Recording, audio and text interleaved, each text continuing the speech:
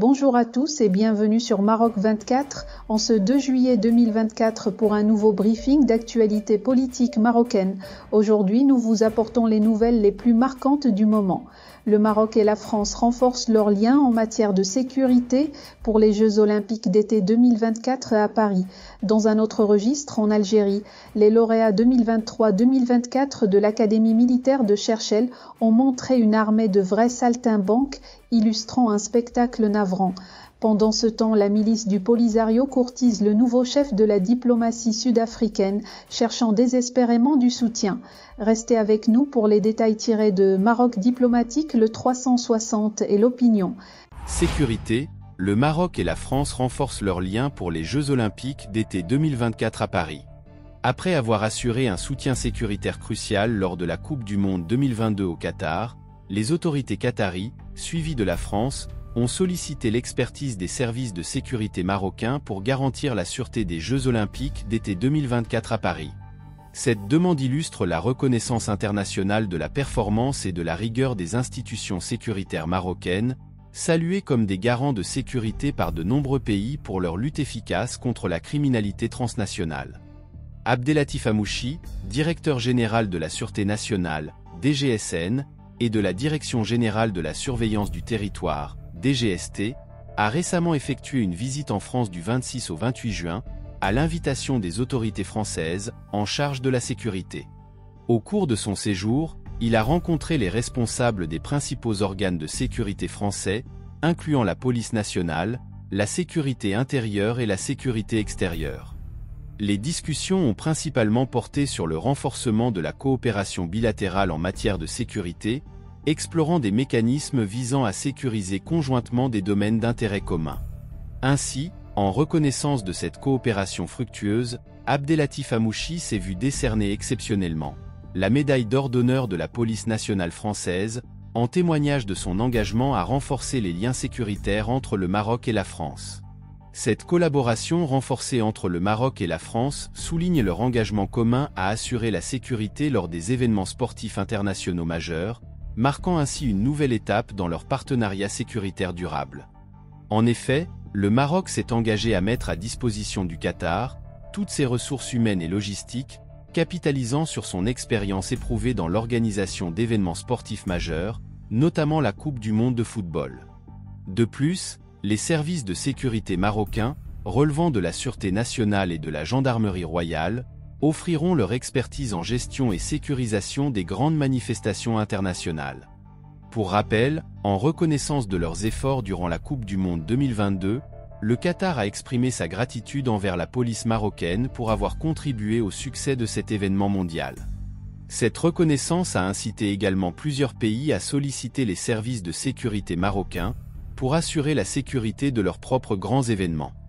Algérie, l'armée des saltimbanques remet ça. À quelques 2 mois de la présidentielle anticipée en Algérie, où il est le principal candidat non encore déclaré, le président Abdelmadjid Tebboune continue à éviter l'électorat populaire, tout en multipliant les sorties, où il s'affiche en compagnie des généraux de l'armée. Le lundi 1er juillet, il s'est rendu à l'Académie militaire de Cherchell, où il a assisté à la cérémonie de sortie des nouvelles promotions de l'armée de terre algérienne, cérémonie marquée par le même cirque et les mêmes exhibitions foraines, présentées l'année dernière à la même occasion. Ainsi, les officiers sortant cette année de l'Académie militaire de Cherchell ont donné un aperçu ahurissant des limites de la formation qu'ils ont reçue. Défilant en rangs complètement dispersés et dans un indescriptible désordre, ils ont exécuté des mouvements d'ensemble manquant totalement de synchronisation et de coordination, ce qui laisse transparaître, au mieux, une formation bâclée, et au pire, un manque flagrant de rigueur et de discipline au sein de ces futurs meneurs de troupes. En lieu et place de militaires imprégnés de l'acquisition d'un savoir-faire en matière de maniement d'armes sophistiquées et autres techniques de guerre de nouvelle génération, le président algérien a suivi, sans jamais cesser d'applaudir ou de sauter sur son fauteuil, des numéros maladroits, présentés par des haltérophiles, judokas, karatékas et autres gymnastes, qui n'ont rien montré à part leurs muscles. Le clou de ce cirque reviendra au Kouksoul, nom donné aux femmes militaires formées à Cherchell, et appelées à exercer au sein des unités d'élite. Dans des démonstrations de combat au corps à corps, elles ont exhibé leur prétendue supériorité physique à la gent masculine. Pire, l'une d'elles a mis entre ses dents une barre en fer qu'elle a broyée de ses deux mains. Un numéro qui semble tout droit sorti des fêtes foraines au Moyen-Âge et auquel ne manquait que des ours pour compléter le tableau. Ces prestations burlesques ont pris des accents de tragicomédie quand Abdelmajid Tebboune a traduit son émotion par des larmes. Les adversaires potentiels de l'Algérie sont donc avertis. Ils risquent de partir en éclats de rire, même si le chef d'état-major de l'armée algérienne, le général Saïd Chengria, a semblé réviser son bellicisme à la baisse. Dans un discours prononcé à cette occasion, il a déclaré à qui voudrait bien le croire, que l'Algérie était, et continue d'être un facteur de stabilité et de sécurité dans son environnement géopolitique, compte tenu de ses orientations pacifiques, et de sa doctrine fondée sur le bon voisinage, la coopération et la solidarité, et le rejet de toute forme de domination, de tyrannie, d'atteinte à la souveraineté d'autrui et d'ingérence dans les affaires intérieures des États. Mensonge ou vœu pieux, ces déclarations interviennent surtout dans un contexte où les scénarios d'une guerre entre les voisins marocains et algériens sont déployés par des experts français, donnant l'armée algérienne comme perdante à tous les coups. Pourtant, l'armée algérienne a hérité de la France une école de formation de haut niveau. En effet, l'Académie militaire de Cherchell a été créée en 1942, en pleine Seconde Guerre mondiale, sous le nom de l'École militaire d'infanterie de Cherchell, en y transférant les cursus de Saint-Cyr.